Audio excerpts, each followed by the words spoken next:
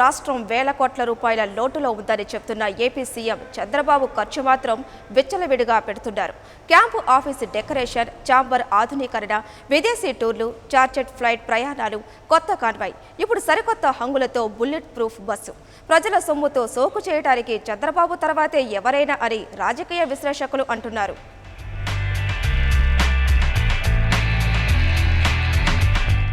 AP CM Chandrababu కోసం అక్షరాల 5,25,00,000తో ఓ bus తయారవుతోంది. మావోల hit list లో ఉన్న బాబుకి భద్రత పెంచాలని ఇంటెలిజెన్స్ సూచనలే ఈ బస్సు తయారీకి కారణమట.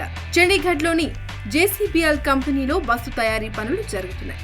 ఈ పనులను ఆర్టీసీ ఎండీ సాంబశివరావు స్వయంగా పర్యవేక్షిస్తున్నారు. ఇప్పటికే 3 కాన్వాయ్లను కొనుగోలు చేసిన బాబు జిల్లాల పర్యటనల కోసం కొనే ఈ బస్సు పలు విమర్శలకు కేంద్రంగా నిలిచింది. ఇది పేరుకు బస్సే కానీ చిన్న size camp office come secretariat. ఇక ఈ బస్సులో ఉన్న సదుపాయాలు చూస్తే ఎవరికైనా మైండ్ బ్లాక్ అవ్వాల్సిందే.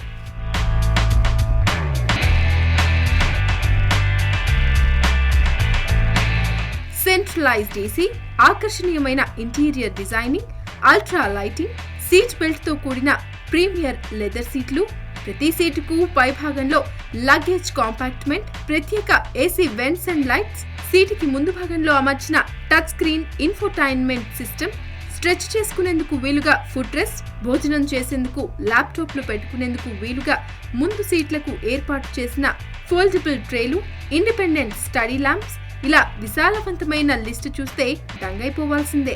ఆధునిక పరిజ్ఞానం ఈ బస్సు సొంతం. జిల్లా కలెక్టర్లు, అధికారులతో ఎప్పటికప్పుడు మాట్లాడేందుకు సమాచార వ్యవస్థతో అనుసంధానం చేశారు. ఓవైపు జర్నీ చేస్తూ మరోవైపు వీడియో కాన్ఫరెన్స్లు నిర్వహించవచ్చు.